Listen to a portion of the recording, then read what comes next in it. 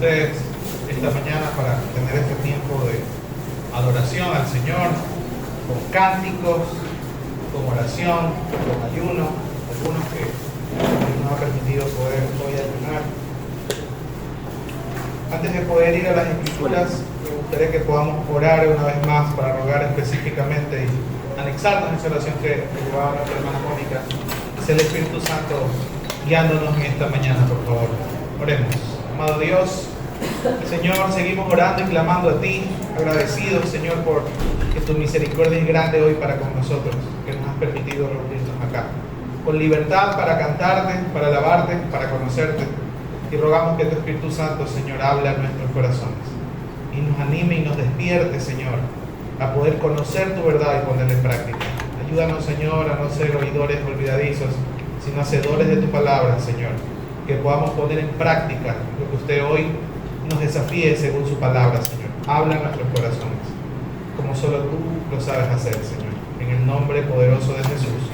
Amén y amén. Hermanos, estamos en una serie todos los días domingos de estas celebraciones familiares, hablando del mensaje a las 7 iglesias que encontramos en Apocalipsis. Así que me gustaría que me acompañe a Apocalipsis, por favor, capítulo 2. Si tienen su Biblia o si tienen su teléfono, la Biblia, por favor vaya a Apocalipsis capítulo 2. Vamos a estar leyendo hoy el mensaje que le da Jesucristo a la iglesia que está en Pérgamo. Apocalipsis capítulo 2, por favor. Versículos del 12 al 17. Es el mensaje que vamos a estar meditando el día de hoy. Y vamos a leerlo. Lo voy a leer en versión Reina Valera. Por favor, me sigue con su mirada en su Biblia. Apocalipsis capítulo 2, versículos 12 al 17. Dice: y escribe el ángel a la iglesia de Pérgamo, el que tiene la espada aguda de 2 filos, dice esto: yo conozco tus obras y dónde moras, donde está el trono de Satanás, pero retienes mi nombre y no has negado mi fe, ni aun en los días en que Antipas, mi testigo fiel, fue muerto entre vosotros, donde mora Satanás. Pero tengo unas pocas cosas contra ti, que tienes ahí a los que retienen la doctrina de Balaam, que enseñaba a Balac a poner tropiezo ante los hijos de Israel, a comer de cosas sacrificadas a los ídolos y a cometer fornicación. Y también tienes a los que retienen la doctrina de los nicolaitas, la que yo aborrezco. Por tanto, arrepiéntete, pues si no, vendré a ti pronto y pelearé contra ellos con la espada de mi boca. El que tiene oído, oiga lo que el Espíritu dice a las iglesias. Al que venciere, daré a comer del maná escondido, y le daré una piedrecita blanca, y en la piedrecita escrito un nombre nuevo, el cual ninguno conoce, sino aquel que lo recibe. Este es el mensaje que encontramos en Apocalipsis 2, versículos 12 al 17, donde, al igual que en las semanas anteriores, hemos recalcado que este es un mensaje que siempre en la introducción se va a resaltar que se le da al ángel de la iglesia ubicada en X ciudad. En este caso, acabamos de leer que se lo da al ángel de la iglesia en Pérgamo. Y habíamos hecho referencia de que seguramente, aunque no lo dice claramente aquí en Apocalipsis, ese ángel al que se refería era el anciano o al líder de esa iglesia en esa ciudad, y por lo tanto este mensaje era dado a la iglesia, pero específicamente a que el líder de esa iglesia pueda reflexionar en cómo estaba la situación de la iglesia que él lideraba, en este caso como una especie de diagnóstico de cómo Jesucristo y Dios mismo estaba mirando el actuar de la iglesia. Entonces, aquí nuevamente vemos en el versículo 12, dice: y escribe al ángel de la iglesia en Pérgamo. Pero ahí dice, ¿quién escribe este mensaje o esta carta? Dice: el que tiene la espada aguda de 2 filos. Dice: el que tiene la espada aguda de 2 filos, dice esto.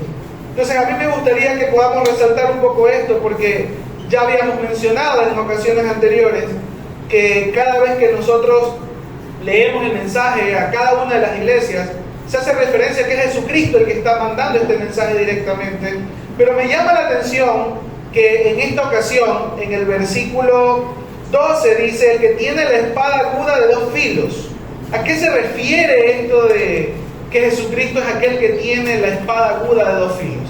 Bueno, sabemos que en Apocalipsis se muestra a Jesús como victorioso, con autoridad, no como el siervo que vino a morir en una cruz, sino como el Rey de Reyes y Señor de Señores. Esa es la figura que vamos a encontrar una y otra vez en Apocalipsis para referirse a Jesucristo. No como aquel siervo el cual fue llevado hacia la cruz y el cual fue sometido a muerte, sino como aquel rey que viene a juzgar. ¿Ok? Y como rey y guerrero, pues no se nos hace indiferente que pueda tener una espada de dos filos. La imagen que nos haríamos de Jesucristo es esa, de un guerrero con autoridad. Sin embargo, no sé cuántos cuando leyeron esa línea de ahí de espada de dos filos, se nos vino a la mente una referencia acerca de la palabra del Señor.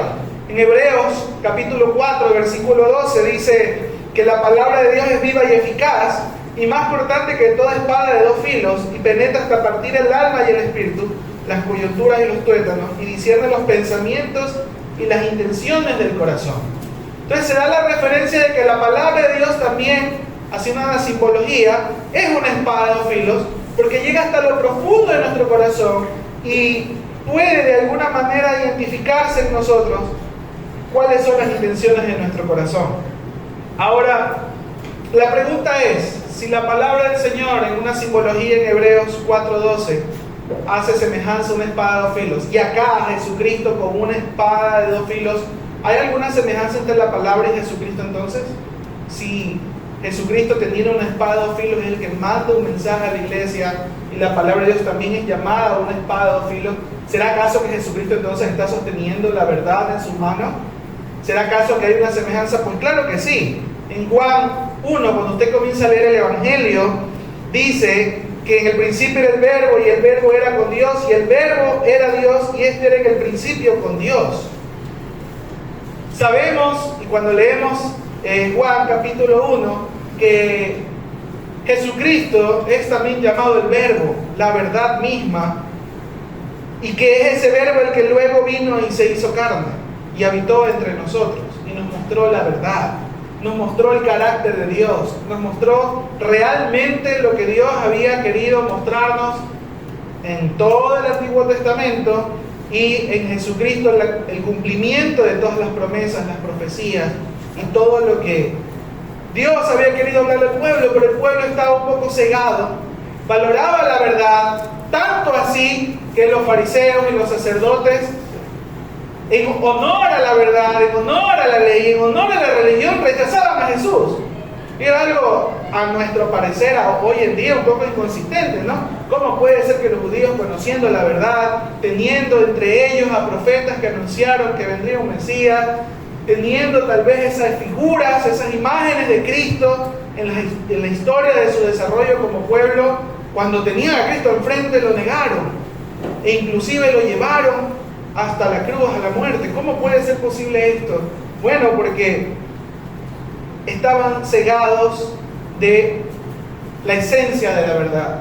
Estaban cegados de por qué Dios había dado esa ley a Moisés, por qué Dios había dado ese mensaje a los profetas. Había algo más profundo que solamente una lista de cosas que debes y no debes hacer. Así vivían los religiosos de la época cuando Jesús venía, o vino, mejor dicho. Estaban siguiendo una religión donde había una lista de cosas que hacer y una lista de cosas que no deben hacer. Y esa era su religión. No era un amor ferviente por Dios, no era un amor ferviente porque pronto vendría el Mesías y nos iba a liberar del pecado, de la ambición, de la idolatría. No.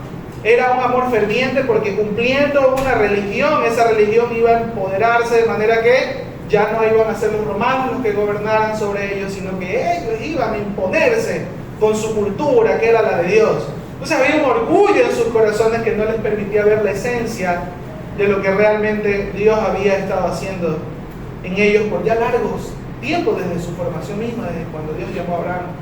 Entonces, yo quiero que tengamos en cuenta esto, porque cuando sigamos leyendo, y vamos a estar estudiando estos pasajes de Apocalipsis, estos versículos, vamos a ver cómo se va a hacer mucho énfasis en cómo esta iglesia y nosotros como iglesia hoy en día tenemos que procurar no solamente mirar a Cristo como nuestro Salvador, sino como la muestra clara de la verdad de Dios, como el Logos, como realmente lo que Dios ha querido mostrarnos y quiere mostrarnos hoy para que sepamos lo que es bueno y lo que es malo. Y yo hago esta referencia para que tengamos en cuenta aquello, porque luego vamos a ver en qué cosas, así como lo hemos visto en las semanas anteriores, a esta iglesia se le reconoce como algo bueno que ha hecho, pero también hay cosas que estaban haciendo mal. Entonces, leo el siguiente versículo, dice el versículo 13: yo conozco tus obras y donde moras, donde está el trono de Satanás, pero retienes mi nombre y no has negado mi fe, ni aun en los días en que Antipas, mi testigo fiel, fue muerto entre vosotros, donde mora Satanás. Ok, esto dice el versículo 13. Versículo 13, vemos un poco de cómo era esta ciudad de Pérgamo. Dice, y se menciona en dos ocasiones, dice que en esa ciudad estaba el trono de Satanás y en esa ciudad moraba Satanás. ¿Ustedes se imaginan eso? Yo no había escuchado en otra ocasión una referencia así tan fuerte, donde Satanás tenía un gobierno o tenía una influencia tan fuerte por un pueblo, una región, un lugar. Y Jesucristo lo dice. En Pérgamo moraba y estaba entronizado Satanás. ¿Qué significa esto? Bueno, cuando vamos a la historia vemos un poco cómo era esta ciudad, y esta ciudad era un centro de idolatría, como muchas ciudades griegas, que adoraban a dioses. Si usted estudia un poco la mitología griega, va a encontrar a dioses como dioses con D minúscula, como Zeus, Atenea, y estos, en este lugar de Pérgamo, se elevaban altares a estos dioses, y en nombre de estos dioses también se cometían una serie de cosas que eran totalmente contrarias a la palabra de Dios. Y además de eso, era un lugar donde se atesoraba mucho el conocimiento. Usted estudia un poco, va a encontrar que allí en Pérgamo se levantó una biblioteca en cierta época, que fue una biblioteca muy conocida a lo largo de toda la historia antigua, ¿no? La región antigua. Entonces era un lugar muy sobresaliente en cuanto a su idolatría, en cuanto a su conocimiento, pero también en cuanto a su pecado, en cuanto a cómo vivían las personas totalmente alejados de lo que Dios había estipulado en su palabra. Entonces, tal vez si nos vamos a la historia y revisamos todos estos detalles, entenderíamos por qué Jesús se refiere a que en este lugar Satanás era el que estaba en el trono de ese pueblo. Será un lugar donde había gente muy malvada y en su corazón estaba totalmente inclinado hacia la idolatría a dioses falsos, a dioses que no eran el Dios verdadero. Entonces, teniendo en cuenta esto, en ese mismo versículo se reconoce algo bueno con respecto a esta iglesia. Dice: yo conozco tus obras, donde moras, donde está el trono de Satanás, pero retienes mi nombre y no has negado mi fe, ni aun en los días en que Antipas, mi testigo fiel, fue muerto entre vosotros. O sea, a pesar de que en este lugar había mucha idolatría y mucha maldad, Jesucristo reconoce que esta iglesia retenía el nombre de Dios y no había negado la fe que tenían en Cristo y en Dios mismo, ni aun cuando entre ellos había un hombre llamado Antipas, que fue testigo fiel, y esa palabra testigo quiere decir mártir, hasta ser muerto en medio de ellos. O sea, había un hombre llamado Antipas. Algunos dicen que este hombre tal vez era uno de los líderes de esa iglesia en Pérgamo, llegó a ser un gran líder, otros dicen que fue un gran maestro, pero este hombre fue fiel hasta la muerte, fue un testigo fiel.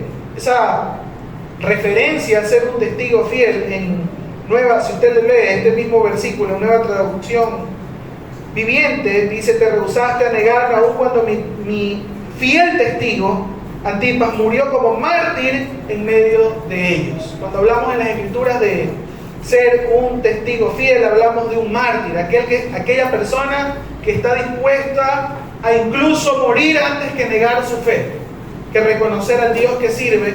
Y obviamente, pues si en ese lugar Satanás estaba entronado, tenía un trono y gobernaba, de alguna manera la influencia de la idolatría de los demás causaría seguramente de que aquellos que ponían su fe en Cristo Jesús fueran perseguidos. Y fueran perseguidos no solamente señalándolos, criticándolos, hostigándolos, sino seguramente también persiguiéndolos. Y este lugar era tan idólatra que hay algunos historiadores que dicen que fue el primer lugar en el cual se levantaba se levantó un altar al César, al que gobernaba todo el Imperio Romano. O sea, no solamente eran idólatras de los dioses de la mitología griega, sino que también en el Imperio Romano, cuando se daba un edicto acerca de que debía adorarse al César como un dios, los de Pérgamo, ok, no tenemos ningún problema, levantemos un altar y llamemos Dios a ese. Entonces se podría entender por qué Antipas, este hombre, pudo haber sido muerto porque se negó a compartir las prácticas de idolatría a otros dioses o incluso a emperadores romanos o al César, como conocemos, y al punto que fue muerto. Si usted lee un poco la historia de cómo posiblemente murió, fue quemado vivo en una olla gigante. O sea, la persecución, el hostigamiento y el que sea de alguna manera esta persona perseguida no era solamente acusándolo, diciéndole, oye, ¿por qué eres así? ¿Por qué no crees en el Dios que nosotros creemos? No solamente como nosotros muchas veces vivimos la crítica por ser cristianos. Era algo de vida o muerte. Era algo que le podía a esa persona llevar hasta la misma muerte. Y acá Jesucristo reconoce, aun cuando entre ustedes hubo un mártir, alguien que estuvo dispuesto a ser testigo fiel hasta la muerte, ustedes no tuvieron miedo. Ustedes estuvieron dispuestos a seguir creyendo. Y se reconoce esa fidelidad, se reconoce esa valentía que tenía este pueblo. Ahora, usted dice, pero pastor, este mensaje muchas veces es bastante fuerte para los cristianos hoy, porque ya se ha visto, y no sé si usted ha conocido, pero en la televisión hay muchas sectas, hay muchas religiones, hay muchos grupos que incluso hablan de Dios, pero de un Dios que pronto va a traer un juicio a la tierra, y entonces llevan a sus peregrinos o a sus súbditos o a las personas a refugiarse en un lugar, en un búnker, a encerrarse por 100 días allí, porque entonces va a venir el apocalipsis. No sé cuánto han escuchado estas historias de sectas o de religiones que llevan a un grupo de personas y los conducen incluso a alejarse de toda la sociedad para aislarse o de alguna manera encerrarse en un lugar porque pronto Dios va a mandar su juicio. Y ahí encontramos, ha habido casos de grupos de personas que se han encerrado en un lugar creyendo en estas falsas enseñanzas, en estas sectas, y han perdido la vida. Y han perdido la vida porque han seguido esto. Y usted dice, claro, ese es un extremo. Esta gente se creía mártir, esta gente se creía que iba a morir en nombre de Dios. O a aquellos como por ejemplo encontramos en otras religiones, como la musulmana, personas que lo llevan al extremo esta devoción por Dios. Y hay personas que en nombre de Alá vienen y ofrendan su vida, dice. Ellos dicen, ofrendamos nuestra vida para exterminar la maldad y los malvados de este mundo. Y en nombre de Dios es que muchas veces secuestran aviones, ponen bombas y hacen todo esto. Ahora usted dice, pero esto aquí en la Biblia no nos dice que seamos como ellos, esta gente extremista, sectaria, que quiere martirizarse. Nosotros los cristianos debemos ser aquellos que disfrutan de Cristo y que tienen una vida gozosa, una vida de placer, una vida tranquila, porque para eso murió Cristo en la cruz, ¿sí o no, hermanos? Y la gente dice, amén, así es el cristianismo.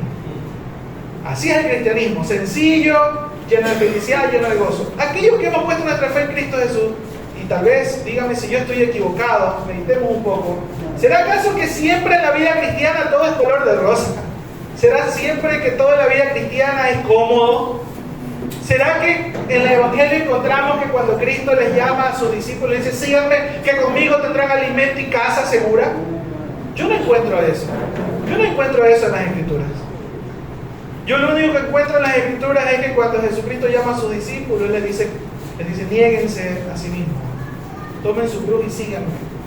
Y síganme y tengan en cuenta que no hay ni dónde recostar la cabeza. O sea, vamos a hablar de peregrinos, de misioneros, y no van a encontrar riqueza. Y por eso los discípulos muchas veces estaban desesperados y le preguntaban a Jesucristo, ¿y cuándo? Pues ya.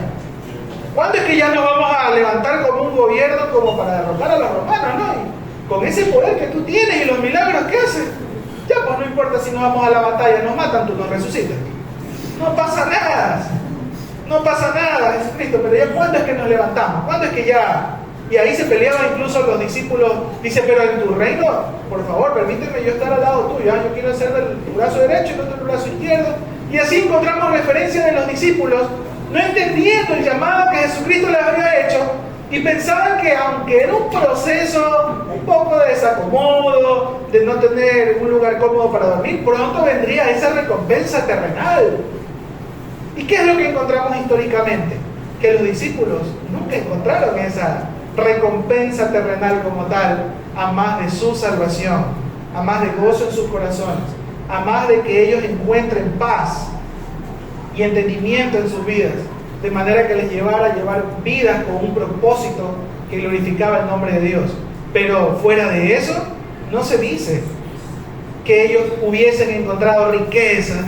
Y los cristianos ahora leemos y decimos, no, es que eso fue para los discípulos de Jesús. Eso del martirio fue para los discípulos. Vamos a revisar la vida de Abraham, que tuvo muchas ovejas, o la vida del rey David, que tenía muchos tesoros. Esa es la vida que como cristiano yo debo tener, porque ahí está pues en la Biblia, que David era un hombre conforme al corazón de Dios. Y ahí estamos, ¿no? Tratando de sacar versículos fuera de contexto para poder justificar el deseo de nuestros corazones de llevar vidas cómodas, vidas con mucho dinero, formar de alguna manera un imperio. Y ojo, que no digo que esté mal que Dios nos bendiga con cosas materiales.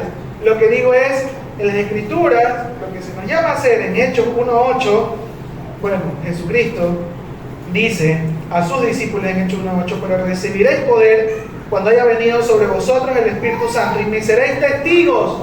Esa palabra testigos quiere decir mártir, en Jerusalén, en toda Judea, Samaria, hasta lo último de la tierra. Es decir, la gran comisión o la misión que Dios tiene para la humanidad de llevar su evangelio al mundo implica no solamente que nosotros vayamos y abramos nuestra boca y digamos el evangelio y prediquemos a otros, sino que en medio de eso implícitamente está el hecho de que vamos a ser martirizados, es decir, vamos a ser acusados, señalados, y muchas veces, estando entre la espada y la pared, nuestra vida va a depender de si negamos o no negamos a Cristo. La pregunta es, ¿qué va a pasar ese día? ¿Qué va a pasar el día que Dios nos pida el que nosotros llevemos la palabra a alguna persona o lugar o contexto en el cual el que nosotros hablemos del evangelio con la verdad de Cristo, va a implicar que nuestra vida corra peligro? No, es que eso Dios no me ha llamado a hacer. Alguna vez me encontré con una persona que le comenté que estaba viajando a la zona de Manabí, como muchos acá sabrán. En el 2016 comenzamos a viajar a la zona de Manabí por el terremoto a plantar una iglesia, y me preguntó, ¿por qué viajas tanto? Digo, porque queremos llevar la palabra del Señor y ayuda en la zona de Manabí porque ocurrió un terremoto, usted sabe. En Guayaquil me encontré a esta persona y me decía, pero ¿por qué hace eso realmente? Yo le digo, porque es lo que nos llama a hacer la palabra de Dios. Y le digo, y estoy dispuesto a que el Señor en algún momento nos llame también a ir a otros lugares, más lejanos todavía, porque eso se llama misiones transculturales. Yo estaba aprendiendo un poco ya de las misiones transculturales, la importancia que la iglesia se involucre, y me dijo, eso es una tontería. Así me dijo esa persona, me dice, eso es una tontería. ¿Por qué correr peligro mientras que puedes estar tranquilo en tu casa? Orando, adorando a Dios, llevándole el mensaje a tus vecinos. ¿Por qué deberías hacer eso? Y la verdad es que no sé si de coraje o de tristeza me quedé callado, no dije nada, porque tampoco es que yo recién estaba experimentando, y la verdad es que sí me hizo pensar mucho en el asunto. Y dije, ¿es verdad o no? ¿Por qué los cristianos tenemos que exponer nuestra vida? Si no se supone que Cristo murió en la cruz para darnos una vida nueva, Él no nos va a dar vida nueva para que luego la perdamos. Porque en mi entendimiento y en el entendimiento de muchas personas inmaduras en la fe, pensamos que esa vida nueva es una vida terrenalmente próspera. Terrenalmente próspera, donde no corramos peligro, donde no existe incomodidad, donde todo sea, como dicen por ahí, color de rosa. Pero aquí las Escrituras nos dicen que la misión que le dejó a los discípulos y a nosotros hoy es de que anunciemos la verdad de la palabra, aún a pesar de que corramos peligro o que seamos señalados o que incluso de eso dependa nuestra vida terrenal, porque hay esperanza más allá de esta vida terrenal. Y cuando entendemos lo que Cristo hizo en la cruz y la esperanza de vida eterna que nos da, entendemos por qué la iglesia primitiva, los apóstoles y los cristianos a lo largo de toda la historia han estado dispuestos a dar su vida por la causa de Cristo. ¿Por qué lo han hecho? Porque entendieron que aunque pierdan la vida terrenal, tienen una vida eterna asegurada. Y que aunque nuestros días acaben en la tierra, estaremos con Cristo por la eternidad. Esa era su verdadera esperanza. Y entendieron que la misión de Dios tiene riesgos. Y estaban dispuestos a hacerlo. Y usted dice, ¿en serio? Sí, hermano, por eso tenemos una Biblia en nuestras manos. Por eso el cristianismo y el mensaje de salvación nos ha llegado hoy acá, a esta generación o a estos años, porque hubieron muchos, cientos y miles de mártires, de testigos fieles, que no, prestando oídos a lo que su generación les decía de quédate cómodo en tu casa, no pasa nada, hubieron, no digo todos, pero muchos que Dios los llamó, los capacitó, los entrenó y los envió para poder llevar el Evangelio no solo en su contexto de ciudad, sino que los llevó a lugares inhóspitos, peligrosos, donde sus vidas corrían peligro. Aquí en Ecuador es muy conocida la historia de Jim Elliot, que llegó con un grupo de americanos a predicarle a los mal llamados Aucas, y por eso sabemos que el Evangelio fue predicado en las tribus de la Amazonía, porque hubieron personas que estuvieron dispuestas a ofrendar su vida. Y obviamente en la historia, si quiere usted vea, hay una película acerca de esto que se llama Punta de Lanza, donde aquí mismo en Ecuador tuvimos a un mártir, un misionero del extranjero que llegó a predicar a la Amazonía, y este hombre fue muerto por estos indígenas de la Amazonía, que no teniendo entendimiento de qué venía este hombre, pensaron que era enemigo y lo mataron. Y luego de eso, la historia dice que el Evangelio comenzó de alguna manera, los otros tuvieron entrada a las esposas, sobre todo de estos misioneros que habían llegado y que fueron muertos, tuvieron entrada para que el Evangelio sea predicado en la Amazonía. Y hoy en día en nuestro país tenemos iglesias ya en la Amazonía. Y tenemos iglesias y cristianos dentro de esa tribu donde llegó el Evangelio. Y así es como el Evangelio se ha venido propagando, no por el ejercicio de cristianos cómodos que solamente piensan en su propio bienestar, sino en el ejercicio de cristianos dispuestos a ser testigos fieles, a pesar de que eso sea una vida llena de incomodidad, de sacrificio, y dispuestos a darlo todo, incluso su vida.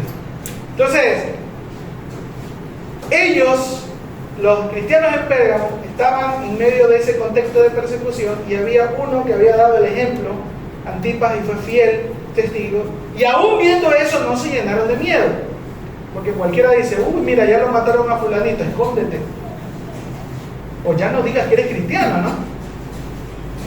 No, ellos dicen que no, lo que hicieron fue no negar la fe y retener el nombre de Dios, permanecer fiel a Dios, siendo leales al nombre de Dios. Hermanos, les animo a que esto que estamos viendo como una característica o un señalamiento positivo, bueno, de estos cristianos fieles de Pérgamo, nosotros podamos imitarlos. Nosotros podamos entender que por qué ellos debieron ser fieles o por qué ellos sí pudieron llegar incluso a ser martirizados permaneciendo fieles hasta la muerte. ¿Por qué ellos sí y nosotros no? Ah, no, pastores, que nosotros somos débiles, que nosotros estamos en ese contexto. Por eso dice aquí el versículo que acabé de leer, pero recibiréis poder cuando haya venido sobre vosotros el Espíritu Santo. A veces creemos que el Espíritu Santo solo está para darnos dones espirituales, para la edificación de la iglesia, lo cual está bien, pero no es solamente para eso. Es también para darnos la fortaleza que necesitamos para poder confesar la verdad, aunque eso nos lleve a pasar situaciones extremas donde nuestra vida corra peligro. Animémonos a poder ver este ejemplo de esta iglesia y podamos imitarla. Y luego voy a seguir con la exhortación que se le da en el versículo 14 a esta iglesia. Dice: pero tengo unas pocas cosas contra ti. Unas pocas cosas que en realidad parecen mucho, pero vamos a ver qué dice acá. Versículo 14 dice que tienes ahí entre los que retienen la doctrina de Balaam, que enseñaba a Balac a poner tropiezo ante los hijos de Israel, a comer cosas sacrificadas a ídolos y a cometer fornicación. Y también tienes a los que retienen la doctrina de los nicolaitas, la que yo aborrezco. En la versión NTV dice: pero tengo unas cuantas quejas en tu contra. Toleras, dice, algunos que entre ustedes que mantienen la enseñanza de Balaam, quien le enseñó a Balac cómo hacer tropezar al pueblo de Israel. Les enseñó a pecar, incitándolos a comer alimentos ofrecidos a ídolos y a cometer pecado sexual. Y de modo parecido entre ustedes hay algunos nicolaitas que siguen esa misma enseñanza. ¿Cuáles son las quejas o cosas que tenía Jesucristo en este mensaje en contra de los cristianos en Pérgamo? Y era que ellos estaban tolerando una enseñanza errónea, una doctrina errónea. Y yo cuando leí esto decía: ¿cómo alguien que es fiel hasta la muerte a Dios y se reconoce que eran personas que perseveraban en cuanto a su fe a Cristo Jesús, pudiese haber tenido en medio de ellos una falsa enseñanza? Bueno, el punto es acá que cuando usted va a ver quién era ese Balaam y va a Números capítulo 22 y capítulo 24, anótenlo para que puedan estudiar un poco la historia de quién era Balaam y de qué se trató o a qué hace referencia en esta parte del mensaje de Jesucristo. Encontramos la historia de un hombre que no era, dicen por allí, un falso profeta, sino era un malvado profeta, que conocía cosas de parte de Dios, sin embargo se vendió ante la incitación del rey de Moab, llamado Balac, y quería y estaba enseñando, buscando la manera, a través de la verdad que había recibido de Dios, o que él conocía, para que los israelitas fueran derrotados. Entonces, él sabía algo. Él sabía que los israelitas habían sido llamados a mantenerse fieles a Dios y no deberían levantar idolatría a otros dioses. Y si usted lee un poco la historia, dice que él aconsejó a los de los moabitas. Dice: bueno, como este pueblo de Israel, Dios lo va a castigar y Dios se va a separar de ellos. Si ellos levantan idolatría, hagamos algo. Manda a tus mujeres a que se casen con ellos, a que los seduzcan y que ellas les enseñen a adorar a otros dioses. Entonces elaboró una estrategia perversa, conociendo la verdad de Dios, para que fueran derrotados. Puede leerlo en Números 22 al 24 cuando esté en su casa. Es una historia bastante, la verdad, triste en cuanto a cómo hay personas que, conociendo la verdad, la cambian, la mutilan para su propio beneficio. En este caso, el beneficio de un pueblo contrario, el beneficio de su bolsillo, porque lo que hicieron fue coimarlo, por así decirlo, para que pueda de alguna manera llevarlos a tener una victoria. Entonces, ¿cómo definimos ese tipo de doctrina de Balaam y cómo a nosotros nos puede afectar hoy? ¿Cómo es ese tipo de enseñanza? Es la enseñanza, esta doctrina de Balaam, la podemos definir como la enseñanza que con toda intención busca que se violen los decretos de Dios, la justicia divina y los principios de santidad, para que eso sirva de tropiezo a los santos y caigan en maldición. El tipo de enseñanza que busca que los cristianos tropecemos y no cumplamos lo que Dios ya ha dejado estipulado en su palabra. Eso es lo que nosotros encontramos en una enseñanza como la de Balaam. Balaam sabía la verdad de Dios, sabía que quien fornica o quien practica idolatría queda separado de Dios, así que les dio una cátedra, una enseñanza a un pueblo contrario, enemigo del pueblo de Dios, para que puedan usar la fornicación y la idolatría para quitar a Dios en medio. Dice: y hoy en día habrán falsas enseñanzas como esas las de Balaam. Usted ha podido tal vez identificar esas falsas enseñanzas hoy en día en medio de nosotros, que aun cuando nosotros somos cristianos y no negamos nuestra fe, las tenemos en medio de nosotros, tal vez en medio de nuestra familia, en medio de nuestro diario vivir, en medio de las cosas que nosotros creemos y pensamos. Hace poco conversaba con alguien que me decía, la verdad es que yo no voy a la iglesia porque yo tengo algo en contra de la iglesia. Y eso se parece a los mensajes de Jesucristo. Dice, ¿qué me va a decir? ¿No? Yo tengo algo, así me tengo algo en contra de la iglesia. Pero la iglesia no tanto a las personas, me decía, sino de la religión como tal. Y le dice, ¿qué es eso que tienes en contra? Y me dice, yo tengo en contra que son intolerantes, son odiadores. Yo le decía, intolerantes y odiadores, pero si todo lo contrario. Los cristianos somos llamados a ser amorosos. ¿Qué tipo de cristiano tal vez o qué tipo de iglesia habrá visitado, no? Entonces le seguí preguntando, ¿y por qué dice eso? ¿Por qué dice esto de intolerantes, odiadores? Dice, porque fíjese usted cómo hoy en día hay tantas personas que con un amor puro, con un amor grande, un hombre ama a otro hombre y quiere casarse y quiere vivir ese amor puro, pero la iglesia lo señala que eso está mal. Y no lo quieren casar. Imagínense ustedes, yo no creo que eso esté bien. Porque el amor de ellos es un amor puro, es un amor sincero. No importando incluso lo que esta generación habla de que el hombre tiene que casarse con una mujer. No, dice. Ese es un invento de esta generación. Y yo decía, ahora entiendo pues. Porque es que nos llama intolerantes y odiadores, porque en su perspectiva, en su doctrina, en su enseñanza, el amor para esa persona no es o no tiene el mismo significado de amor que nosotros encontramos en las Escrituras y que Dios ha definido. El concepto de amor que tiene esa persona en su cabeza es un sentimentalismo mezclado con pasión desenfrenada, donde una persona puede hacer y deshacer con su cuerpo para satisfacer los placeres de su carne con quien quiera. Entonces, como esa persona quiere tener relaciones y quiere llevar incluso una vida familiar con otra persona del mismo sexo, donde ahí no hay ni siquiera propósito biológico, porque ni siquiera se pueden reproducir. Entonces, en nombre del amor, dicen que eso no solamente debe ser tolerado. No sé si han escuchado mucho la campaña de la tolerancia que se busca en torno a este tipo de ideología o enseñanzas. Porque la gente dice, no, es que esta es una ideología de unos pocos. No es una ideología de unos pocos. Es una filosofía y una enseñanza que se está incluso colocando en nuestras leyes. Y los cristianos, como estamos muchas veces encerrados en nuestra burbuja, solamente criticando o de alguna manera señalando, a nosotros no se nos ve como de alguna manera personas que defendemos la verdad, sino que nos ven como quienes, intolerantes, como personas odiadoras.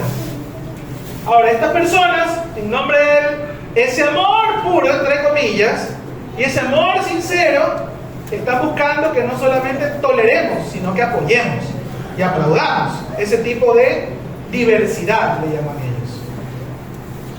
Creo que todos me están entendiendo a lo que me refiero, porque todos hemos estado viendo lo que pasa en las redes sociales, lo que pasa con nuestros vecinos, lo que pasa alrededor del barrio, lo que pasa en todos lados. Y esta agenda, como le digo, no es de unos pocos. Está llegando a niveles políticos jerárquicos, de manera que los países están volviendo ley este tipo de filosofía y doctrina. Entonces, ¿tenemos alguna filosofía o doctrina de Balaam en medio de nosotros? Sí, esta es una de muchas. Esta es una de muchas que en la actualidad existe. La pregunta es, iglesia, ¿vamos a tolerar ese tipo de enseñanzas, de doctrinas que son contrarias a la palabra del Señor, lo que Dios nos ha dejado en su palabra, diciendo, varón y hembra los creé con un propósito específico, donde Él define qué es el amor, donde Él dice que el amor y la máxima expresión de amor tiene que ver con ese amor sacrificial, enviando a su Hijo a morir por nuestros pecados, y que en nombre de ese amor es que nosotros debemos conducirnos y nos amamos unos a otros, ese amor inmerecido, ese amor ágape, que lo hemos enseñado ya muchas veces aquí en la congregación, ese amor que viene de Dios, ese amor que es dado a nosotros por gracia, ese amor que no solamente tiene que ver con el sentimiento, sino la decisión de poder amar a otra persona, pero en el sentido correcto. Si amamos a una persona del mismo sexo, va a ser en un amor fraternal y filial, de amistad, de compañerismo, pero más no transgrediendo la ley de Dios que dice que no forniquemos, que no vayamos en contra de como Dios ha estipulado, como debe ser la unión de un hombre y una mujer, por ejemplo. Y así un montón de situaciones más que tienen que ver, por ejemplo, con la libertad que se promulga para que una mujer que tiene un bebé en su vientre pueda tener la libertad de decidir quitárselo o matarlo, porque es la palabra correcta, matarlo. Y entonces nosotros en la iglesia muchas veces, y yo sí lo he escuchado, diciendo, pastor, no se refiere a eso, pastor, eso es polémico. Mejor usted no opine porque usted no sabe, porque en realidad si está bien el aborto y si está bien que las iglesias deberían aceptar aquí a las personas que quieran casarse, aún a pesar de que sean del mismo género o sexo. Y así ya tenemos iglesias cristianas donde tenemos personas, por ejemplo, transgéneros, pastoreando, liderando y llevando este tipo de prácticas. Y sí, aquí tal vez en Ecuador no es muy popular, pero en otros países más liberales, donde love is love, el amor, ¿no? Puro, sincero, que este mundo ha cambiado, ha mutilado, no ha entendido tal vez. Entonces es algo normal. Y muchas iglesias ya lo están haciendo. Yo digo, hay que tener realmente los ojos bien abiertos, los ojos espirituales me refiero, bien abiertos, porque en medio de el quehacer diario de nuestra vida nos vamos a encontrar con muchas personas que creen, sostienen y enseñan estas enseñanzas de Balaam, enseñanzas que van contrarias a la verdad de Dios y que pueden traer tropiezo a nosotros. ¿Qué otras cosas? Y ya me alejo un poco de esta agenda perversa con respecto a la diversidad o ideología de género, como la llamamos. Con respecto a cuál es el fin de nuestros días en la tierra. No, es que el fin es que trabajemos, que hagamos plata, que compremos casa, que compremos carro. Y ese es el verdadero propósito, el que nosotros podamos tener bienes materiales. ¿Eso no es idolatría acaso? ¿Eso no es idolatría acaso? Por un lado, acusamos de verdad a los que sostienen estas ideologías de género, que están dando cavidad a sus placeres sexuales inmorales, pero no reconocemos que hay otro tipo de ideologías consumistas, extremistas, que nos llevan a dedicar toda nuestra vida a solamente poner la mirada en las riquezas terrenales y a llevar vidas más cómodas, pero eso implica que tal vez tengamos vidas tan ocupadas que no tenemos tiempo para nuestra familia, para el Señor, para nuestros hijos. Y es así. ¿O no ha conocido personas que solo viven para hacer dinero? Yo las he conocido. Y solo te hablan del éxito y se nota cuando las personas viven para eso. Es así. Y aún nos encontramos, por ejemplo, en esta cultura ecuatoriana, donde aún, por ejemplo, tenemos culturizado muchos actos idólatras. Si usted va a la sierra, si usted va por alguna temporada donde hay alguna fiesta de un pueblito de la sierra, se va a encontrar con mucha cultura idólatra en torno a las fiestas del Inti Raymi, del diablo no sé qué, del diablo no sé cuánto, y la gente allí celebrando, y la gente allí bailando. Y yo digo, ¿no? ¿Cuántas de estas iglesias aprenderán a reconocer, me refiero a estas iglesias que están en medio de estos lugares, ¿no? Que hay cosas que aunque estén culturizadas, y que es verdad, que muchos de nosotros pudimos haberlas aprendido, pudimos haberlas practicado. Nosotros los cristianos, aunque no nos estamos llamados a poder juzgar de buenas a primeras a las personas que lo practican, deberíamos aprender a decir, eso no le agrada al Señor. Eso no está bien delante de Dios. Y que yo no le estoy diciendo que odie a su familia, yo no estoy diciendo que se vaya de ese pueblo, lo que estoy diciendo de ese pueblo, de esa tradición, lo que estoy diciendo es cuántos de nosotros incluso estamos estimando la verdad de Dios como algo que puede redimir nuestra cultura idólatra.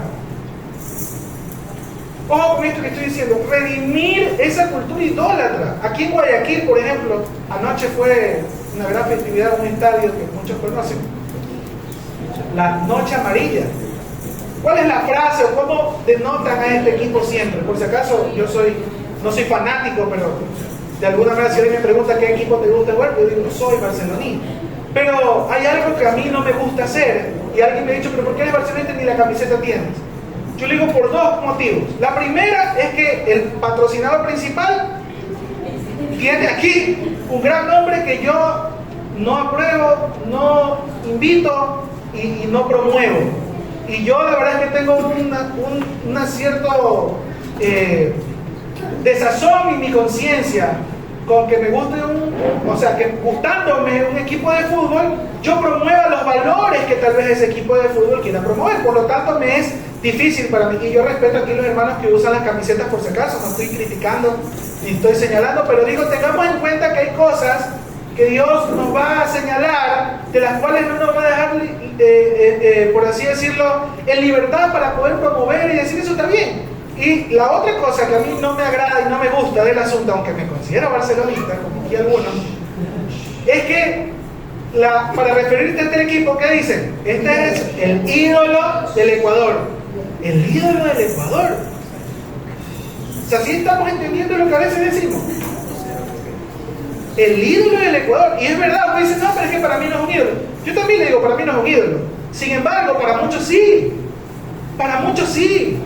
Hay personas que semana a semana invierten en las entradas a un estadio y van y hacen una serie de cosas que no quiero hablar acá, pero en nombre del fanatismo hacia un equipo de fútbol cometen cosas que son totalmente contrarias a la voluntad de Dios, porque son idólatras a un equipo de fútbol. Y así no solamente a un equipo de fútbol, sino a diferentes personas o cosas que nosotros podemos tener enfrente y depositarle todo nuestro tiempo, nuestra confianza, nuestro corazón, nuestros valores y entregarnos por completo a eso.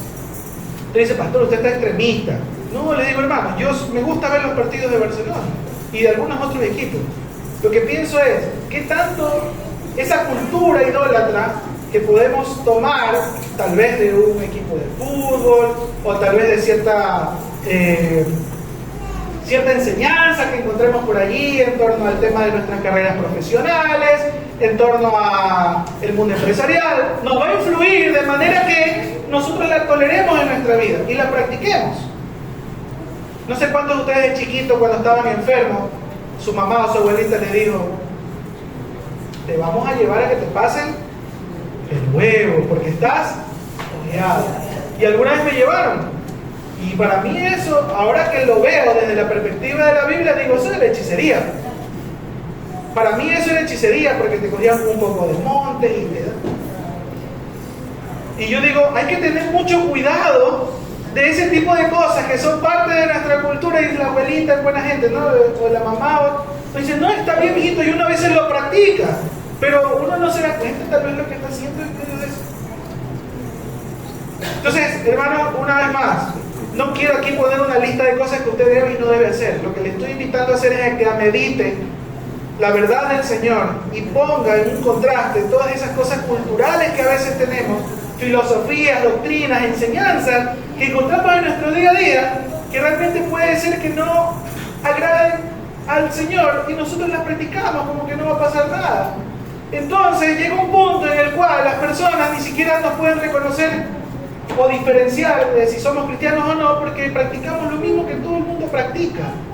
Cuando yo me convertí al Señor, en la iglesia me dijeron, mira David, hay algo que tú tienes que saber a tu edad, mis 16 años, y es que los cristianos no deben ir a fiestas ni estar chupando, tomando, como decimos, y chupando, ingiriendo alcohol. Y yo le decía, ¿pero por qué? Y solo me mostraron un versículo: los borrachos no entrarán al reino de los cielos.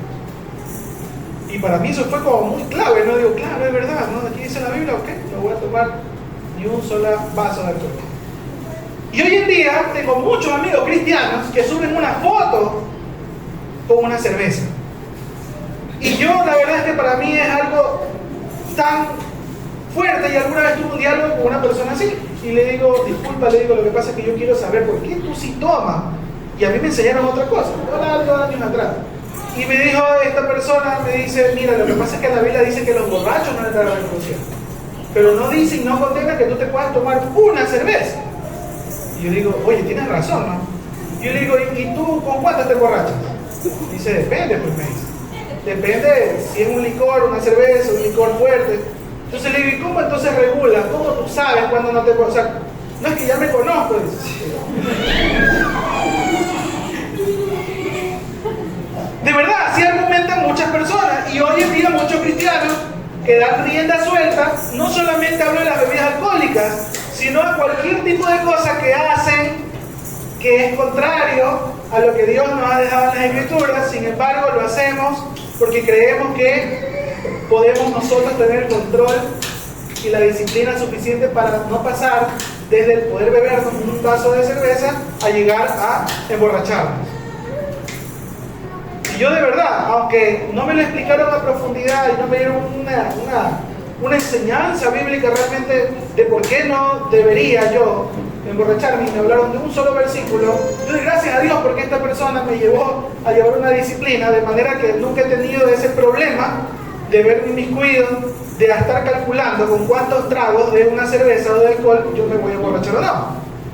Entonces, y Dios proteja y bendiga y cuida a los que toman alcohol o cualquier tipo de bebida alcohólica, porque digo, y si caen en borrachera estarían incurriendo en una falta grave con respecto a lo que dicen las Escrituras. En serio, no es que estoy juzgando aquí a aquel que toma una copa de vino, que toma algo de alcohol. Lo que estoy diciendo es, una vez más, tengamos cuidado de las prácticas que para nosotros se han vuelto normales en esta generación o en nuestra cultura familiar, que muchas veces nos llevan a pecar y nosotros, está bien, no pasa nada, Cristo me perdona. Tengamos mucho cuidado. Ojo, no estoy llevando al extremo esto, estoy diciendo, hermano, ore al Señor, revise en su corazón todas las prácticas, y solo estoy teniendo aquí el tiempo porque ya me están haciendo señas de que ya se acabó el tiempo, de unas cuantas pocas, de unas poquitas, de unas cositas pequeñas nada más, de las que me acordé en este momento y tengo aquí escritas, pero hay un montón de cosas que se han vuelto costumbre. La tolerancia hoy nos lleva a, y si usted busca ahí, ¿no?, tolerancia en Google, dice que la tolerancia hoy es el respeto y la aceptación a la diversidad de las personas, sus ideas, sus creencias y prácticas, y también implica no imponer sus propias opiniones a los demás. Eso, si usted busca en internet la tolerancia, ese es el concepto de tolerancia hoy. Si usted va a las Escrituras, usted va a encontrar que sí, las Escrituras nos dicen que aprendamos a tolerarnos unos a otros en amor, pero tolerarnos ¿qué? Las faltas.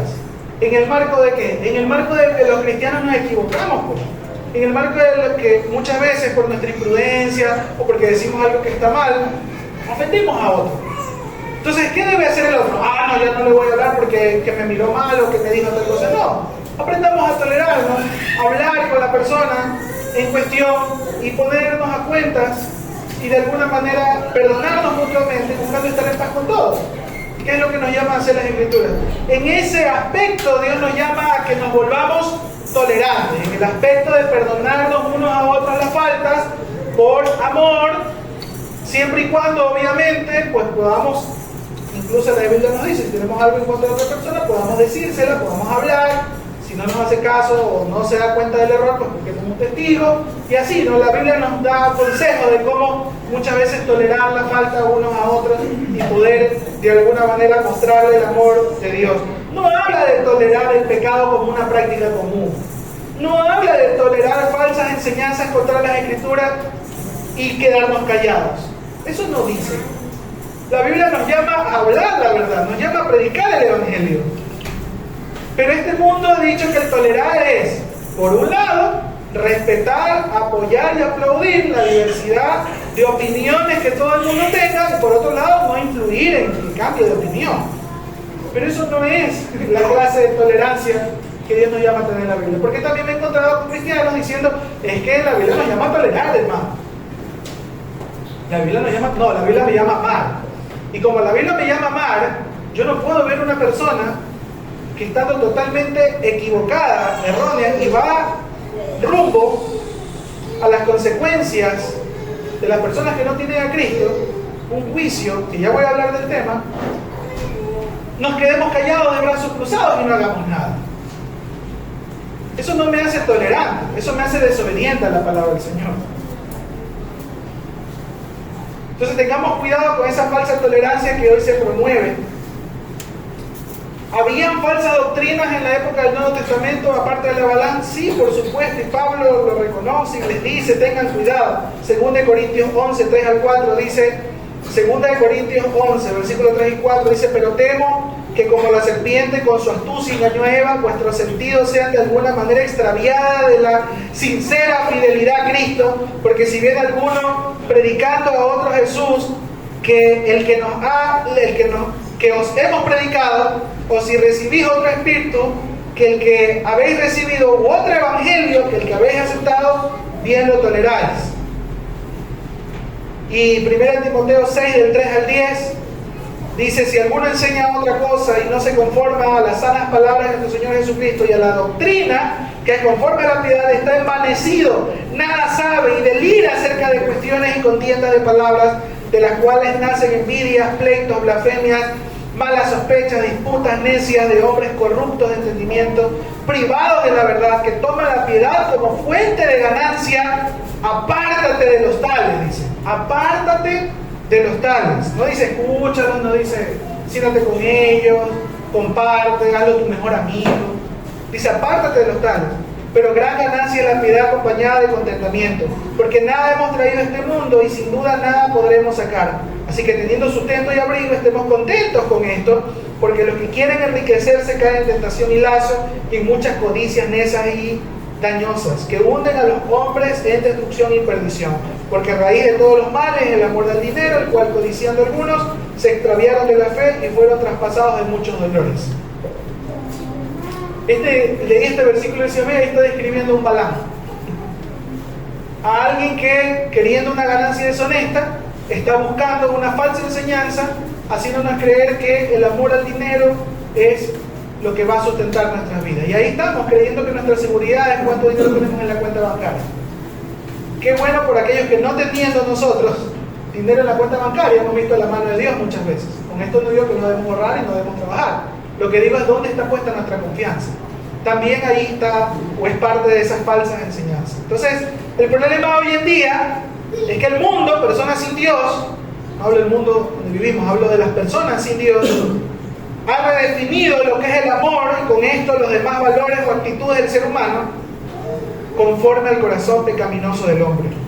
Entonces, allí es donde vemos, donde se promueve, no solo en el Nuevo Testamento, en la iglesia en Pérgamo, sino también hoy en día, cómo estas filosofías están acabando con muchos que tal vez, no teniendo clara la verdad, no habiendo estudiado la doctrina de Dios, la enseñanza correcta, nos dejamos llevar por esto. Y un sinnúmero de prácticas, y ahorita me acordé de otra, por ejemplo la de los jóvenes, que muchas veces dicen: no hay por qué casarse. No hay por qué casarse, porque realmente lo que importa es que seamos compatibles y haya química. Entonces, para eso, antes de cualquier compromiso, probemos pues si nos va bien. Y ahí tenemos muchas personas, inclusive en nuestras familias, obviamente puede ser que las tengamos, que se unen con otra persona sin ningún compromiso. Entonces, cuando les preguntas, les dicen: ya te casaste, ya estás viviendo con otra persona. No, somos novios todavía. Y cualquier persona que ha vivido esto o conoce este problema le va a saber decir que conforme pasa el tiempo comienzan a ocurrir una serie de inconvenientes, porque aquella persona que vive una relación conyugal sin un compromiso de por medio, como es el matrimonio, va a haber a la larga problemas. Entonces, Dios no es que se inventó del loco el matrimonio, no es que quiso ponernos una atadura con el matrimonio. Por algo Dios estableció de que un hombre y una mujer se unan y fueran una sola carne, y es lo que nosotros conocemos como el principio del matrimonio, y es que los cristianos promovemos. Entonces, fuera de eso, ¿cómo se llama en la Biblia? Fornicación. Así, fornicación, clarito. ¿Y qué se nos llama hacer a las personas? A huir de la fornicación, a no vivir en ese tipo de inmoralidad. Y así también con el adulterio, y así también con una serie de pecados sexuales que en esta cultura está normalizada, ¿verdad? En esta cultura está normalizada. No pasa nada si una persona se va a vivir con otra. Hasta le aplauden los amigos: ¡ah, qué bonito! Ya teniste con alguien, ¡qué chévere! ¡Qué bacán! ¿Y tienen hijos? No, tengo mis hijos perrunos, entonces está listo. No, en serio. Entonces, es que... Y el hijo perruno, el hijo gatuno, y esa es la familia. Ahí no hay matrimonio, ahí no hay deseo de tener realmente un hijo verdadero, un hijo ser humano. Y ahí han creado su falso concepto de familia. Ojo, no tengo nada en contra de los animales y que tengamos mascotas en la casa. Lo que digo es cómo hemos venido cambiando el concepto de hijo, el concepto de matrimonio, el concepto de familia. Y parece muy sutil y bonito, suena fantástico. Pero vamos a las escrituras y eso, ¿cómo se llama? Fornicación. Y nosotros los cristianos, ¿qué hacemos? Nos quedamos callados muchas veces, o por miedo a la represalia, al comentario, ¿no? A la vergüenza, no decimos nada. Cuidado con eso, hermanos. Esas doctrinas están vigentes hoy en día. Tengamos mucho cuidado con eso, porque yo no quisiera recibir esta carta como pastor de parte de Jesús y digan, en esta iglesia hay quienes retienen la doctrina de Balaam. ¿Qué pasa? Bueno, y dice también la doctrina de los nicolaitas, a los que yo aborrezco, un grupo parecido que cometía las mismas cosas. No voy a andar en este tema, ¿no? Incluso no hay a ciencia cierta un registro de quiénes eran este grupo de personas, pero dice que hacían cosas similares, las cuales Dios aborrece. Versículo 16, por tanto arrepiéntete, pues si no vendré a ti pronto y pelearé contra ellos con la espada de mi boca. ¿Qué nos llama a hacer Jesucristo? Aquellos que de alguna manera hemos dado cavidad y tolerancia a estas falsas enseñanzas, arrepentirnos. ¿Cuál es el llamado siempre del Señor para nuestra vida? Si hemos estado haciendo algo que no va conforme a las Escrituras, arrepentimiento. Y arrepentimiento no es solo Jesucito, perdóname, y mañana lo vuelvo a hacer. Arrepentimiento es cambio de vida, es un cambio de vida, es un reconocer que estoy mal, pido perdón al Señor y busco fuerzas en el Señor, busco fuerzas en el Espíritu Santo para no volverlo a hacer. Eso es arrepentimiento. Y el versículo dice, si no vendré pronto a ti, pelearé contra ellos con la espada de mi boca. La espada de su boca. ¿Se acuerdan de la referencia que yo hacía al inicio del mensaje? Esta referencia es para el juicio que viene de parte de Dios, el cual nosotros encontramos en las Escrituras y del cual no nos gusta hablar. Yo he escuchado muchas personas que dicen, pastor, hay que aprender a predicar, porque a la gente no le gusta que le hablen del juicio. Porque la gente se asusta cuando le hablas del juicio de Dios. Y yo digo, y cuando lleguen a ese versículo de la Biblia, ¿qué van a hacer? Que lo vamos a tapar. Ese no lo predicamos, porque ese de ahí le da miedo a la gente. Apocalipsis 20, 11 al 15 dice, Apocalipsis 20, 11 al 15 dice, y vi un gran trono blanco al que estaba sentado en él, delante del cual huyeron la tierra y el cielo, y ningún lugar se encontró para ellos. Y vi a los muertos, grandes y pequeños, de pie ante Dios, y los libros fueron abiertos. Y otro libro fue abierto, el cual es el libro de la vida. Y fueron juzgados los muertos por las cosas que estaban escritas en los libros según sus obras. Y el mar entregó los muertos que había en él. Y la muerte y el Hades entregaron los muertos que había en ellos. Y fueron juzgados cada uno según sus obras. Y la muerte y el Hades fueron lanzados al lago de fuego. Esta es la muerte segunda. Y el que no se halló inscrito en el libro de la vida fue lanzado al lago de fuego. ¿Por qué tenemos miedo de predicar del juicio de Dios? ¿Sabe por qué tenemos miedo de predicar del juicio de Dios? Porque no nos hemos puesto a cuentas con Dios. Y tenemos miedo de hablar del tema. Nos aterra pensar que un día estemos delante del Señor y seamos lanzados a este lago de fuego. Nos aterra pensar. Pero aquellos que hemos puesto nuestra fe en Cristo Jesús, no nos debería aterrar el juicio de Dios. Nos debería alegrar el juicio de Dios, que nos va a llevar a ser declarados inocentes por la gracia y por la obra de Cristo Jesús. Y entonces luego de eso va a venir una recompensa. Entonces aquellos que hemos confiado en Cristo Jesús, el juicio de Dios no debería atemorizarnos. Y para aquellos que no conocen a Cristo Jesús, sí debería atemorizarles. Sí debería atemorizarles. ¿Y nosotros qué vamos a hacer? Nos vamos a callar, porque es que eso le da miedo a la gente. Porque es que eso no le gusta. ¿Qué le gusta a la gente? Aprender de que el Evangelio es un mensaje de optimismo, un mensaje bonito, un mensaje elocuente, un mensaje que no nos va a pasar nada malo, y que Diosito siempre es bueno, y que Diosito nos ama a todos, y que todos vamos a salvar. ¿Se ha escuchado ese tipo de filosofía? ¿O ese tipo de creencia? Mucha gente dice, no, es que Diosito a todos nos ama, todos somos sus hijos. Eso no dice la Escritura. La Escritura dice que nos ama. ¿Cómo nos ama? Enviando a su Hijo a morir por nuestro pecado. Y todo aquel que pone su fe en Cristo Jesús, entonces va a ser salvo. De esa manera nos ama a todos. en la medida que todos nosotros podemos encontrar salvación. ¡Qué amoroso que es Dios! Pero aquellos que no han decidido mirar a Cristo y seguir a Cristo, aquí clarito dice en Apocalipsis 20, que van a ser lanzados al lago de fuego. ¿Por qué callar aquello? Obviamente, no vamos a hablar como quien juzga, no vamos a expresar el Evangelio como quien condena. Lo vamos a hacer como lo hacía Cristo, con amor, con piedad, con misericordia, rogándole a las personas que atiendan al mensaje de salvación. Hay gente que dice, es que yo cuando predico no ando rogando.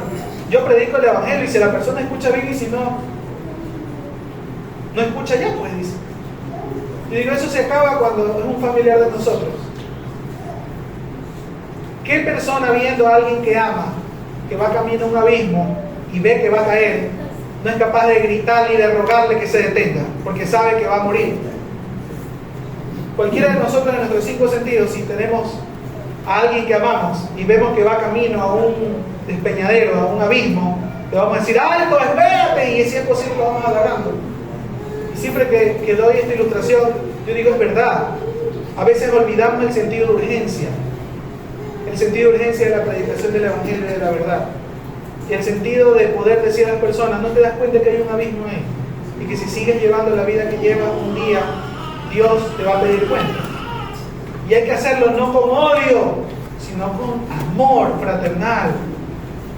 Y eso no debemos hacerlo solo con las personas que tenemos cerca, que amamos, sino con todas las personas que Dios nos permite conocer. ¿Qué pasa con aquellos que deciden arrepentirse? Termina el versículo 17. El que tiene oído, oiga lo que el Espíritu dice a las iglesias. Al que venciere daré de comer del maná escondido y le daré una piedrecita blanca y en la piedrecita escrito un nombre nuevo, el cual ninguno conoce sino aquel que lo recibe. La recompensa a aquellos que se arrepienten, la recompensa a aquellos que reconocen que no hay que seguir filosofías y doctrinas extrañas, sino la verdad del Señor. Aquellos que deciden buscar a Cristo, aquellos que deciden poner su fe en Él, dice: el que venciere daré de comer del maná escondido. ¿Cuál es ese maná escondido? La Biblia dice que ese maná escondido, la referencia siempre va a ser Cristo Jesús. Jesús dijo: yo soy el pan de vida, en Juan capítulo 6. Vuestros padres comieron del maná del desierto y murieron. Este es el pan que desciende del cielo, para el que de él come no muera. Yo soy el pan vivo que descendió del cielo. Si alguno comiere de este pan, vivirá para siempre. Y el pan que yo daré es mi carne, la cual yo daré por la vida del mundo. Y este es el pan que descendió del cielo. Versículo 58. No como vuestros padres comieron el maná y murieron. El que come de este pan vivirá eternamente. Juan capítulo 6 habla de ese maná que viene del cielo, el cual es Cristo mismo. ¿Qué hemos de recibir cuando nosotros decidimos arrepentirnos y estemos un día delante del Señor? Una vida de intimidad con Cristo. Y siempre lo menciono. La vida eterna no es solamente coger e ir a un lugar de descanso eterno. La vida eterna es que aunque nuestros días se acaben en este mundo, estaremos junto a Cristo por la eternidad. Experimentando, degustando de ese maná que es Cristo mismo. Y eso es lo que dice las Escrituras, que nos va a sostener por la eternidad, la gloria de Dios mismo, la presencia de Jesucristo en medio de su pueblo. Y eso es lo que va a alimentar nuestro corazón. La pregunta es, si esto lo hemos de recibir cuando nosotros estemos delante del Señor un día, hoy, ¿podríamos experimentar ya, degustar de ese maná del cielo? Sí podemos, en cierta medida, degustar de ese maná, pero muchas veces preferimos llenarnos no solamente los estómagos, sino la mente, el corazón, nuestra vida, de otras cosas perecederas, filosofías, enseñanzas, doctrinas, que son contrarias a la verdad de Dios, y no degustamos del maná, de la palabra viva, de las enseñanzas de Jesucristo, que traen paz y gozo a nuestros corazones en medio de las dificultades, en medio del martirio, en medio de la persecución, en medio de las vidas muchas veces llenas de consecuencias a causa de nuestro pecado que vivimos, o en medio de las consecuencias de los pecados de otros. Como siempre lo digo, tal vez usted en su familia, en su barrio no es el que delinque, pero porque hay alguien por ahí alrededor que delinque, nosotros pagamos las consecuencias. ¿Qué nos lleva a tener la seguridad de saber que salimos de la casa a trabajar y que hay alguien que nos cuida, nos protege y que podemos caminar con seguridad? Es Dios. Es Dios. Vivimos con las consecuencias del pecado de otros también. En nuestras familias, en nuestro barrio, en nuestra sociedad. Pero ¿cuál es nuestra seguridad? El presidente, dice. La policía. Es Dios. En primera instancia es Dios. En primera instancia es Dios, y ahí es donde debemos de tener nuestra mirada. Y luego dice que se nos dará ¿qué cosa? En la versión Reina Valera dice que nos dará una piedrecita blanca y en la piedrecita escrito un nombre nuevo. ¿Cuántas veces en las Escrituras no hemos conocido cómo Dios muchas veces cambia el nombre a ciertos personajes bíblicos? Y con ese cambio de nombre les da una nueva identidad. Una nueva identidad, y habla de un propósito el cual Dios iba a cumplir con esas personas. Por ejemplo, tenemos el caso de Abraham, que significa padre enaltecido, pero luego Dios le cambia el nombre a Abraham, que significa padre de una multitud. La esposa, que le cambia el nombre de Sarai, que significa mi princesa, por el de Sara, que significa madre de naciones. También se le cambia el nombre a Jacob, por ejemplo, que significa suplantador, por el de Israel, que significa tener poder con Dios. Y en el Nuevo Testamento vemos el caso de Pedro, que se llamaba Simón, significa Dios ha escuchado, por el de Pedro, que significa piedra. Y así hemos visto algunos ejemplos como en la Biblia se han cambiado los nombres a ciertos personajes. Pero la pregunta es ¿por qué? Porque las Escrituras hablan claramente de que cuando nosotros ponemos nuestra confianza en Cristo, todas las cosas son hechas nuevas. Nuestra identidad cambia. Para el pueblo de Israel, el nombre era algo muy significativo. Si usted va a ver el significado de los nombres de los israelitas, los nombres tenían que ver mucho con lo que los papás deseaban o lo que los papás profetizaban que sucedería con esa persona. Y por eso le ponían un nombre. Pero cuando el nombre no iba acorde al propósito que Dios quería, Dios muchas veces cogía a alguien y le decía, ya no te vas a llamar Simón, ahora te vas a llamar Pedro, para en adelante. Porque hay algo que yo voy a hacer contigo, hay un propósito mayor que voy a hacer contigo. La pregunta es, acá, la recompensa que vamos a recibir no solamente es tener una eternidad con Jesucristo, sino que nosotros vamos a tener una nueva identidad. Y usted dice, pero ¿para qué me sirve eso? Yo me quiero seguir llamando Guachito toda la vida, yo me quiero seguir llamando Pedro toda la vida, me quiero seguir llamando Juan toda la vida. Sí, el tema es que nosotros muchas veces estamos acostumbrados a llevar la vida que llevamos, entendiendo o creyendo que nuestra vida imperfecta, llena de pecado, llena de malas decisiones, es la única vida que nos pudo haber tocado. Yo no sé cuántos de ustedes tal vez se han conformado con esa verdad. Dicen que yo nací en esta familia, ya nací en este país, ya no me importa nada. Ya si me matan en la calle, ya que me maten. O sea, ya yo nací casi que para vivir esta vida así. O sea, ya no hay otra forma en la cual yo pueda vivir. ¿Me explico? Entonces yo soy el David fracasado, yo soy el Juanito con el carácter explosivo, yo soy el Andrea o la Andrea que no tiene futuro, y así. Estoy tomando nombres al azar.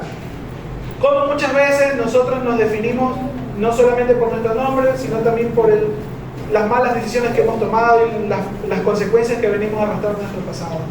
Pero Jesucristo nos dice, al igual que le dice a la iglesia de Pérgamo, tengan en cuenta de que no solamente les espera una vida, les espera una vida junto a mí, dice Jesucristo, para que experimenten y tomen de ese maná, sino que también les espera una vida nueva. Una vida nueva que podamos empezar hoy, acá, terrenalmente hablando, una vida nueva espiritual. Pero un día que estemos en la eternidad con Jesucristo, hasta nuestro nombre será borrado. Hasta nuestro nombre será borrado. Porque Él ha prometido hacernos criaturas nuevas. Y aunque acá nuestro nombre no ha cambiado, o usted no conoce el nombre que tendrá en el cielo, pero cuando estemos en la eternidad, nada de su pasado tendrá cabida allí. Nada de su pasado. Entonces, hermano, yo le animo, no se enfrasque en su pasado, no se enfrasque en las cosas que usted viene arrastrando, que son contrarias a Dios. Mirando a Cristo, yo le invito a que si hay algo, tal vez en su pasado, en su corazón, que ha venido tal vez haciendo o ha hecho y que ya dejó de hacer, pero que todavía está sufriendo, todavía hay algo que tal vez en su corazón le pesa porque dice, tal vez yo en mi juventud cometí tantos errores, yo tomé X decisión que no debía haber tomado y yo ahora soy X persona que vive X consecuencia. Yo le invito a que mire a Cristo y que entienda que en Cristo Jesús nosotros podemos y estamos llamados a ser criaturas nuevas por el poder de su Santo Espíritu. Y que a pesar de toda la maldad que pudo haber habitado en nuestros corazones, Cristo Jesús ha prometido darnos un nuevo corazón. Cristo Jesús ha permitido darnos una nueva mente. Cristo Jesús ha permitido, por la obra en la cruz, de que nosotros tengamos vida espiritual para estar atentos a la guía del Espíritu Santo, que Él mora en nosotros, en nuestra vida, en nuestro corazón. Entonces atendamos a eso, hermanos. Acudamos a ese llamado que nos hace Jesucristo, que no solamente fue para la iglesia de Pérgamo, porque nosotros también tenemos esas doctrinas de Balaam en medio nuestro. Y volvámonos a Cristo en arrepentimiento, creyendo que hay una victoria asegurada para aquellos que han puesto la fe en Cristo Jesús. ¿Y esa victoria cuál es, hermanos? Que tendremos más bienes terrenales. Esa victoria es que vamos a tener comunión con Jesucristo ahora y para siempre. Esa victoria es que todo lo viejo quedará atrás, borrado y sepultado. Y nuestra nueva vida en Cristo es lo que permanecerá y tendremos un nuevo nombre en la eternidad, por la cual seremos conocidos solamente por Dios, en una intimidad. ¿Sí leyeron lo que decía ahí, no? Que es una piedrecita donde estará el nombre que solamente usted va a conocer. Usted y Él. O sea, es una intimidad profunda, sincera, especial, que vamos a tener, o que desde ya estamos llamados a tener con el Señor. Allá apuntemos, hermanos, iglesia, allá apuntemos, y no dejamos que nuestra mente se desvíe en, voy a decirlo así, aunque por favor editen esto en el video, esas tonterías a las que prestamos atención, porque son tonterías, no son filosofías, son tonterías, son pensamientos de hombres que aman el pecado, mujeres que aman el pecado y que nosotros los estamos tolerando y le estamos dando cavidad. Hermanos, atendamos a la verdad, atendamos a la verdad, atendamos a esa espada de doble filo y que Dios nos ayude. Amén. Amén. Vamos a orar. Amado Dios, te damos gracias, Señor. Gracias, Padre, por que usted hoy nos habla a través de su palabra y nos hace saber, Señor, que usted no se ha olvidado de nosotros, Señor, al igual que no se olvidó de la iglesia en Pérgamo. Usted no se ha olvidado de nosotros, Señor. No estoy hablando de la institución, de la Iglesia Unidos como tal, estoy hablando de cada uno de nosotros. No se ha olvidado de nosotros. Y a pesar, Señor, de que muchas veces en nuestra incredulidad, nuestra idolatría, nuestro desconocimiento, hemos estado prestando atención a creencias, a filosofías, a tonterías que han venido hombres y mujeres sin Dios a traer a nuestra mente y corazón. Señor, nosotros hoy nos queremos volver a ti en actitud de arrepentimiento. Te pedimos perdón, Señor, por cada práctica, Señor, que no fue acorde a tu palabra, Señor, y hemos hecho parte de nuestra vida, hemos practicado, Señor. Hoy queremos comprometernos a buscar la verdad que está en tu palabra, a buscarte a ti, amado Jesucristo, y a conocer qué es lo que tú quieres y demandas para nosotros, Señor. ¿Cómo tú quieres que yo conduzca mi vida, Señor? ¿Cuáles son las cosas que yo debo dejar de hacer, debo dejar de decir, debo dejar de pensar? ¿Cuáles son las cosas, Señor, que no te agradan, Señor, que tú aborreces? Señor, ayúdame, Espíritu Santo, a aborrecer esas cosas, a aborrecer lo que tú aborreces, Señor, y a llevar una vida de santidad, a llevar una vida, Señor, en la cual podamos ser verdaderas columnas de tu verdad, donde podamos, Señor, no tener temor de abrir nuestra boca y proclamar tu verdad, tu evangelio, donde no tengamos temor, Señor, de poder predicar, Señor, salvación para otros, aunque eso nos cueste la vida. Señor, ayúdanos y danos la fortaleza para ser verdaderos testigos, Señor, donde quiera que tú nos quieras tener. Donde quiera que tú nos quieras tener, Señor, tú no nos has dado espíritu de cobardía. Tú nos has dado espíritu de dominio propio. Ayúdanos, Señor, a poder perseverar y a poder corregir cada cosa que en nuestra vida no se encuentre de manera que glorifique tu nombre. Y esperamos, Señor, que sea tu Santo Espíritu el que nos dé la fuerza para poder tomar decisiones correctas, Señor, que te agraden, que glorifiquen, Señor, tu nombre en cada día de nuestras vidas. Gracias te damos, Señor, por esa obra perfecta, Señor, que estás haciendo en nosotros. En el nombre poderoso de Jesús. Gracias, Señor. Amén y amén.